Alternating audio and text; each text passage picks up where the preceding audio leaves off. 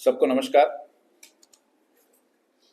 पूरी भारतीय जनता पार्टी परिवार की ओर से मैं बीजेपी कार्यालय में प्रिंट और इलेक्ट्रॉनिक मीडिया के हमारे तमाम साथियों का स्वागत करता हूं और आपका धन्यवाद ज्ञापन करना चाहूँगा कि बहुत ही कम समय, रविवार एक छुट्टी के दिन होने के बावजूद भी आप सब आए, इसलिए आप सबका बहुत बहुत धन्यवाद।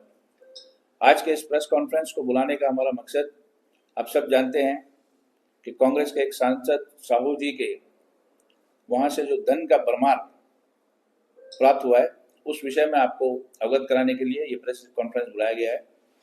आज के इस प्रेस कॉन्फ्रेंस में आपके बीच रहेंगे भारतीय जनता पार्टी के प्रदेश अध्यक्ष माननीय अजय बैरागी जी, हमारे पार्टी के महासचिव रामदास भाई और प्रवक्ता अजीत भाई।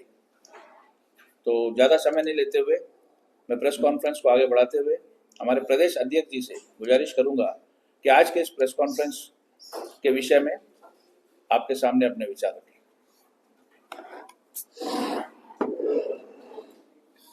सभी प्रिंट और इलेक्ट्रॉनिक मीडिया के सभी बंधुओं को सादर नमस्कार।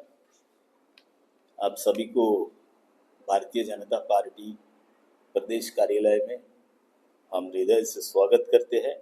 मित्रों, आज जो प्रेस कॉन्फ्रेंस हम लोगों ने बुलाया,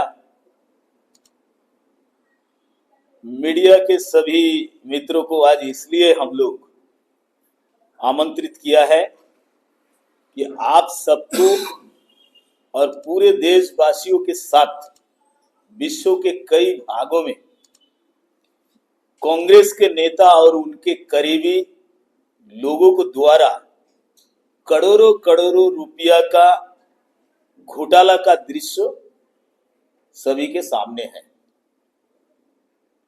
एक तरफ पिछले 9.5 साल में मोदी सरकार भ्रष्टाचार मुक्त भारत निर्माण के लिए जी जान से लगा हुआ है, लेकिन दूसरी तरफ कांग्रेस पार्टी और उनके इंडी अलायंस के अन्य साथी भ्रष्टाचार में पूरी तरह लिप्त है और अपने काले कारनामों को छुपाने के लिए सारे हथकंडे अपना रहे हैं। इनकी तो भ्रष्टाचार का आदत आम बात हो गई है, क्योंकि पिछले 70 साल में देश को लूटकर बर्बाद करने की आदत इनके खून में शामिल हो चुकी है और उसको छुपाने के लिए मोहब्बत का दुकान के बात करते हैं और उनके दुकान से उनके साथी सांसद धीरज साहू के घर से अभी तक 290 करोड़ रुपया बरामद किया गया है और आगे गिनती की कार्रवाई लगातार जारी है। इससे पहले जब कांग्रेस पार्टी यूपीए के नाम से राज किया देश में, आप सभी जानते हैं, तब एक घोटाला का किताब भी निकली थी। अनगिनत घोटाला उन लोगों ने तब किया था, पूरा विश्व भर में देश भर में छाए हुए थे घोटाला ही घोटाला। 2G घोटाला, कोयला घोटाला, बोफोर्स घोटाला, चारा घोटाला, हेलीकॉप्टर घोटाला, जमीन घोटाला, यानी कि जमीन से लेकर आसमान तक किसी भी घोटालों को इन्होंने छोड़ा नहीं है। और यही कांग्रेस पार्टी के लोग देश भर में आज इंडी अलायंस बनाने का बाद में हो, और अंडमान निकोबार में भी मैं बोलना चाहता हूं, यही कांग्रेस पार्टी के बड़े बड़े नेता, बड़े बड़े लोग बड़े बड़े बात करते हैं, हमेशा करते हैं।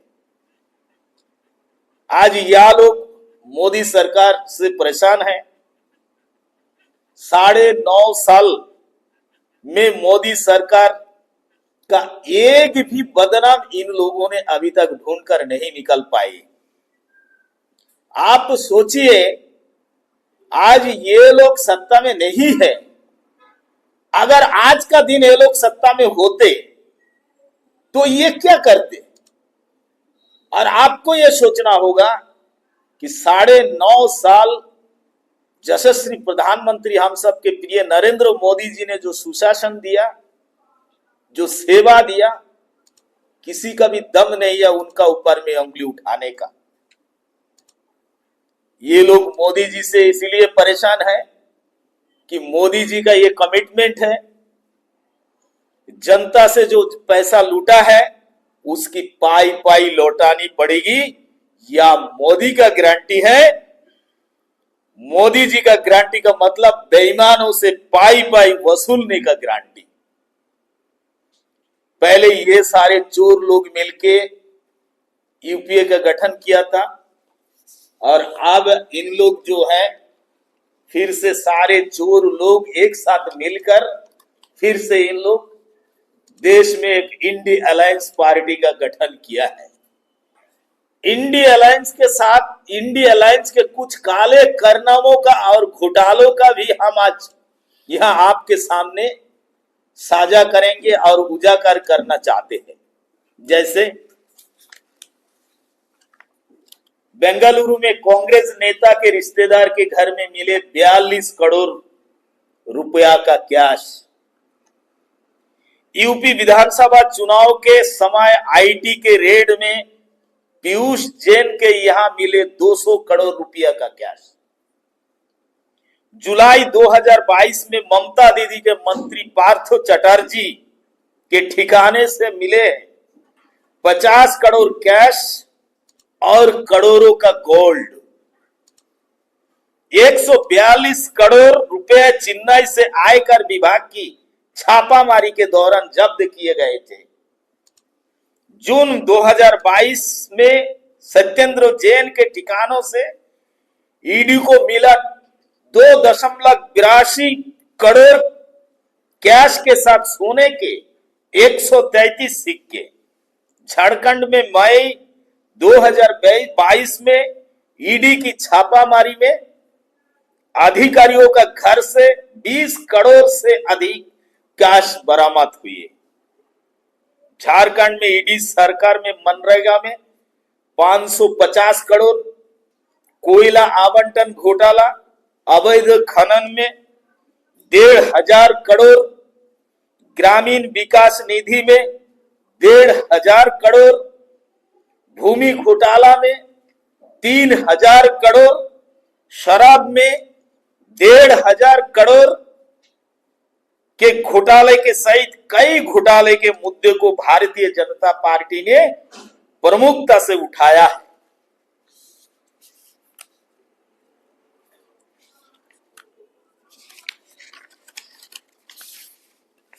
मित्रों, अंत में मैं आपके सामने जो पूरे देश के लोगों के नजर में करोड़ों रुपया का घोटाला और जमाखोरी, जो कांग्रेस के गांधी परिवार के करीबी और विश्वासधीर साहू जो कांग्रेस का सांसद है, उनके बारे में मैं आपका सामने बताना चाहता हूं। आयकर विभाग ने 40 सदस्यों की टीम 6 दिसंबर से धीरज साहू से जुड़े सारे कार्यालय में, जो 3 स्टेट में मौजूद है, झारखंड, ओडिशा और पश्चिम बंगाल में स्थित है, वहां पर एक साथ आयकर विभाग ने छापामारी किया और अब तक करीब 290 करोड़ रुपया जब्त किए और आगे कई लॉकर्स और अलमारी आलमीरा का गिनती बाकी है। मैं एक दृश्य आपको दिखाना चाहता हूं। इसमें देखिएगा, जो नोटों का जो बंडिल है, जो कोयला का जो खदान होता है, उसी तरह अलमारी में किस तरह रखा गया।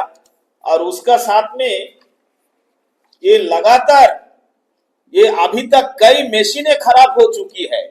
इसका जो गिनती है, ये गिनती चल रहा है। और जिसका लिए मशीन बरामद की गई, मशीन मंगाई गई, कई मशीनें भी खराब हो चुकी है। और यहाँ पर देखिए बैग में कितनी बैग होगा। और जिसको लेने के लिए सरकार को गाड़ी बुलानी पड़ी, गाड़ी मंगानी पड़ी, और गाड़ी में वो पैसा लेके जाने का काम चल रहा है। तो ये कांग्रेस का जो इंडी अलायंस है, इसका नतीजा आज आप सबका सामने हम लोग रखने का कोशिश किया है। अगर एक कांग्रेसी संसद के पास, मैं आपको बोलना चाहता हूं, एक कांग्रेसी संसद का पास अगर 290 करोड़ रुपया उससे बरामद होता है, तो देश में बाकी कांग्रेस के नेता और देश में बाकी कांग्रेस के जो सांसद है, उसका पास देश का कितना काला धन होगा। कांग्रेस पार्टी बार बार एक बात उठाती है कि मोदी सरकार आने का बाद में कहां से काला धन लाई।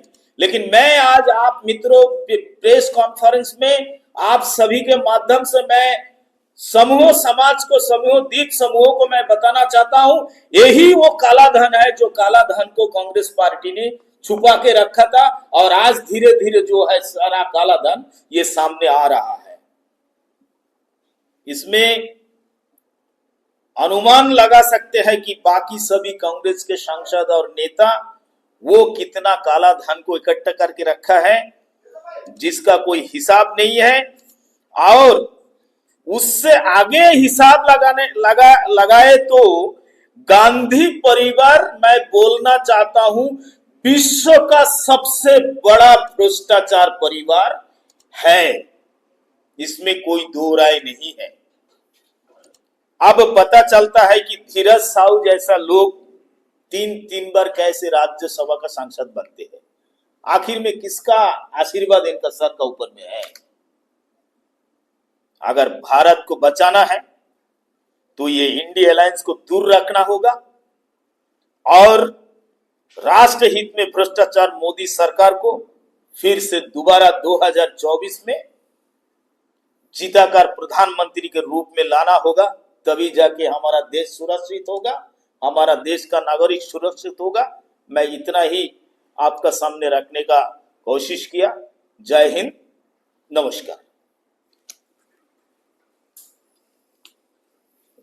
सबको नमस्कार। हमारा प्रदेश अध्यक्ष जी ने आप लोग को विस्तार से बताया। हमारा जिजीत भाई आपको पूरा डिटेल्स में बताएंगे। बड़ा दुख का बात यह है कि पूरा 70 साल में कांग्रेस पार्टी इस देश को जो है खोखला किया। आप देखा होगा, इससे पहले भी आप राहुल गांधी हो, सोनिया गांधी हो, दोनों जमानत पर है। आप आसमान से लेके, जमीन से लेके आपको पाताल तक, आपका प्रोपोज का हो या आपका कोयला घोटाला हो या 2G घोटाला हो, मतलब इस देश को जो पूरा 70 साल कहां से कहां चले जाना चाहिए। भारत को सोने का चिड़िया कहा जाता था। मुगल शासन ने जो है इस देश को लूटा, अंग्रेजों ने लूटा, उसका बाद अगर कोई लूटा तो कांग्रेस पार्टी ने लूटा। ये कांग्रेस पार्टी कभी भी देश के हित में कभी नहीं किया। आज पूरा 9 साल में नरेंद्र मोदी जी के नेतृत्व में देश तो प्रकृति का जो ओर चल रहा है। एक दिन मैं कल ही सुन रहा था मोदी जी को, मोदी जी के बारे में बोलते हैं तो मोदी तो जेल में डालते हैं। तो मोदी जी ने पूछता उनसे सामने बैठे, क्या भ्रष्टाचारियों को मैं क्या जेल में नहीं डालेगा तो कहां डालू। तो इस तरह जो है आज देश का पैसा, जो जनता का पैसा, कांग्रेस पार्टी का नेता लोग जिस तरीके से साहू का घर में हमने देखा, आज तक इतिहास में हमने ऐसा कभी देखा ही नहीं। मशीनें तक गई, जो मजदूर है जो गिनते हैं वो तक गए, अभी भी गिनती पूरा नहीं हो रहा है, वो भी 200, 100, 500। तो इस तरह जो है इस देश को पीछे लेके जाने में कांग्रेस पार्टी ने कोई कसर आज तक नहीं छोड़ा पूरा 70 साल में। तो आने वाला जो 2024 है, आप देखिए हो कि 3 जगह हमारा जो भारी बहुमत से, जो प्रचंड बहुमत से जो हमारा विजय हुआ, राजस्थान, मध्य प्रदेश और छत्तीसगढ़ में, तो आप लोग देखा होगा आने वाला 2024 में भारतीय जनता पार्टी नरेंद्र मोदी जी के ऊपर जो विश्वास जताया है, आज तक पूरा 9 साल में एक भी मंत्री के ऊपर में कोई दाग नहीं है, एक भी मंत्री के ऊपर कोई आरोप नहीं है। तो 2024 में मैं यही आशा करता हूं, ये घोटाला का सरकार, ये घोटाला का जो हमारा कांग्रेस पार्टी है, ये जो है जड़ से खत्म हो जाएगा और कांग्रेस मुक्त भारत बनेगा और 400 सीट से अधिक हम जीत के मोदी जी को फिर से जो है एक सही नेतृत्व के साथ हम सरकार देंगे। यही आशा के साथ अपना बात को विराम देते हुए मैं जो है जीजीत भाई से आग्रह करूंगा कि वो जो है विस्तार से आपको बताएंगे ये साहू जी का बात। सबको मेरा राम राम। दोस्तों, चाणक्य जी ने कहा था कि जब देश के सारे बेईमान लोग इकट्ठा हो जाते हैं तो समझ लेना कि राजा ईमानदार है। तो इंडी अलायंस का आप किसी भी नेता को उठाइए, आप भले वो यादव हो जो यूपी का है, उसको टोटा चोर बोलते हैं, मतलब पानी का जो ये जो होता है गेटवाल तक चोरी कर लिया उसने। किसी भी नेता को लीजिए, नीचे साउथ से लेके ऊपर तक। अब रहा साहू का बात, धीरज साहू को जब तक 6 तारीख को रेड नहीं हुआ उसके घर पे, हिंदुस्तान में कोई पहचानता नहीं था उसको। क्या आप जानते थे साहू कौन है? नहीं। लेकिन आप सोचिए, एक बंदा 2 बार लड़ता है लोकसभा का इलेक्शन और हार जाता है, हारते ही उसको राज्यसभा में लेके आया जाता है। ऐसा क्या खासियत है उस बंदे में? सोचने की बात है। मैं इस बात को इसलिए कह रहा हूं कि साहू और गांधी परिवार का क्या रिलेशन है।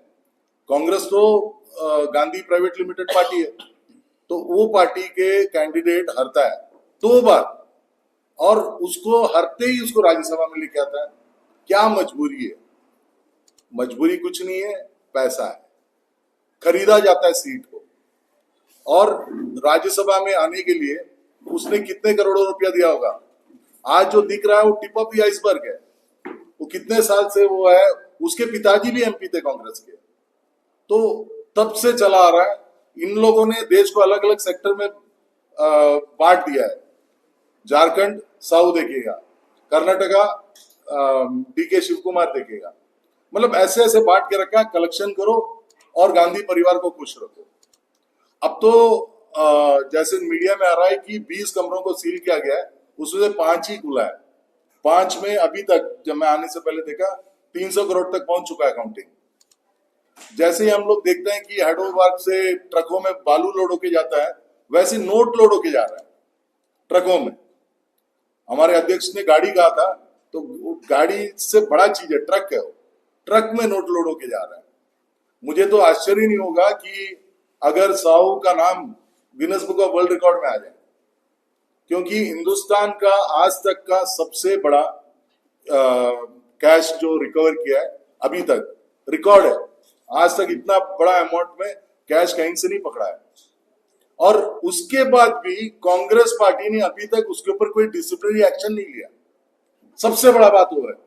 यहाँ पे हमारे नेता कोई स्टेटमेंट भी जीभ लड़खड़ा जाए बोलते वक्त, तो उसके ऊपर एक्शन लिया जाता है और कांग्रेस पूरे देश भर में धरना कर देता है कि एक्शन लो। साहू के ऊपर क्यों नहीं एक्शन हो रहा है? क्योंकि चोर चोर मौसेरे भाई। अगर साहू के ऊपर एक्शन लिया, हो सकता है साहू खड़ा के बोलेगा ये तो 300 या 500 करोड़ है और बाकी तो मेरा राहुल भैया के घर पे है। तो ये डर के कारण अभी अगर कांग्रेस में हिम्मत है तो इमीडिएटली उसको 6 तारीख को जब कैश निकलना शुरू हुआ, हमारा इनसे कोई लेना देना नहीं है, मैं इनको सस्पेंड कर देता हूं। तो मेरे हिसाब से अभी तक तो कोई सस्पेंशन नहीं हुआ है। तो आप देश को इन लोगों ने ऐसा कर रखा है, इनके जो पूर्वज है नेहरू से लेकर अभी तक, अब पढ़ते जाए तो कई किताब लिखना पड़ेगा। पहला जीप घोटाला शुरू किया नेहरू ने, और 2G 3G जीजाजी सब सारे घोटाले कर दिए इन लोगों ने, और उसके बाद देश भर में मोहब्बत का दुकान खोल के बैठा है। मोहब्बत का दुकान का मतलब क्या है, कहना क्या चाहता है? इतना ज्यादा सेल हुआ कि 500 करोड़ तो एक स्टेट में निकल गया इनका। मोहब्बत के दुकान लोगों को डाइवर्ट करने के लिए, अंबानी अदानी लोगों को डाइवर्ट करने के लिए। आप बताइए कि मुंबई के एयरपोर्ट को बेच दिया, राहुल गांधी ने कहा। अरे बेचा, किसने बेचा? टेंडर हुआ, खरीदा है, अदानी जी ने खरीदा है एयरपोर्ट को। किससे खरीदा है? एक विदेशी कंपनी से। विदेशी कंपनी को किसने दिया? 2008 में कांग्रेस ने दिया। अरे देश का व्यक्ति अगर एक विदेशी कंपनी से खरीद के लेके आता है एक एयरपोर्ट, उसके लिए इनको बहुत दर्द होता है। विदेशी कंपनियों को बेचे तो इनको कोई इश्यू नहीं है। तो करप्शन का दूसरा नाम कांग्रेस है, कांग्रेस का दूसरा नाम करप्शन है। और इनके जो भी पायलट्स हैं जो चला रहे हैं इस गाड़ी को, राहुल, सोनिया, प्रियंका वडेरा, जो भी है, सब अभी परेशान क्यों है? अब सारे लोग, लालू से लेकर सारे लोग इकट्ठा क्यों हो रहा है? क्योंकि इनको डर है कि जो कमा के रखा है वो कहीं निकल ना जाए, या फिर आगे कमाने का रास्ता नहीं है। जैसे हमारे अध्यक्ष जी ने कहा, पिछले 9.5 साल में हमारे कोई भी मंत्री, हमारे कोई भी, आप सोच कर देखिए, जो देश को 70 साल चलाया उनके लोग आज भी सरकार में होगा, सरकारी सिस्टम में होगा, तो कुछ भी घोटाला होगा उन तक खबर पहुंच जाता है। अभी कोई भी गवर्नमेंट स्कीम लाने से पहले वो स्कीम के बारे में कई चीज इनको मालूम चल जाता है। क्यों? उनके लोग आज भी सिस्टम में है। 9 साल में सिस्टम बदलता नहीं है, टाइम लगता है बदलने के लिए। तब भी इन लोग एक भी चीज, एक 10 रुपये का चीज भी इनके मतलब नोटिस में नहीं आया। तो इसके मतलब हमारे सरकार के खिलाफ बोलने के लिए इनके पास कुछ नहीं है। तब इन लोग मोहब्बत का दुकान, हिंदू मुसलमान सब चालू कर दिया। अभी ओबीसी एक नया चीज शुरू किया इन लोगों ने। तो ये सब चीज इन लोग कर क्यों रहे हैं? इनके पास मुद्दा नहीं है, डेवलपमेंट बताने के लिए कुछ नहीं है। इन लोगों ने 70 साल में 70 एयरपोर्ट बनाया, मोदी जी ने 140 कर दिया उसको। जो 70 साल में 70 बनाया, मोदी जी ने 9 साल में और 70 जोड़ दिया उसमें। तो ऐसे डेवलपमेंट कई फोल्ड्स बढ़ रहा है। तो इनके पास मुद्दा क्या बोलने के लिए? बोलने के लिए कुछ तो चाहिए। तो बस उसको हिंदू मुसलमान कर दिया, कहीं पे ओबीसी कर दिया। अब जात के हिसाब से देश को बांटो। इस सब अलग अलग डिफरेंट चीजें, इश्यूज बना के लोगों का डाइवर्ट करने। उनका पूरा उम्मीद था कि ये तीनों स्टेट उन लोग जीत जाएंगे। जब रिजल्ट आया, रिजल्ट में उनको कुछ नहीं मिला, तब ईवीएम शुरू हो गया। ईवीएम आंध्रा में भी तो ईवीएम था, तेलंगाना में भी तो ईवीएम था। वहां तो ईवीएम ठीक है, जहां इन लोग जीतेगा वहां ईवीएम ठीक है, जहां भी लोग हारेगा ईवीएम खराब है। मतलब इश्यूज नहीं है। और मेन चीज डर है कि चोर पकड़ा ना जाए। वही चीज को सोचकर इन लोग जो है ये सब मोदी जी के खिलाफ बात करता है। और मुझे उम्मीद है कि आज के आईटी जमाने में हर व्यक्ति, हर बच्चा, सबके हाथ में स्मार्टफोन है, हर चीज लोगों तक पहुंच रहा है। और इसके लिए इनका दुकान आज चल नहीं रहा है। और 100% यकीन है, जैसे रामदास भाई ने कहा, कि 400 सीट लेकर भाजपा 2024 में सरकार बनाएगी और मोदी जी हैट्रिक मारेंगे। धन्यवाद। भारत माता की जय।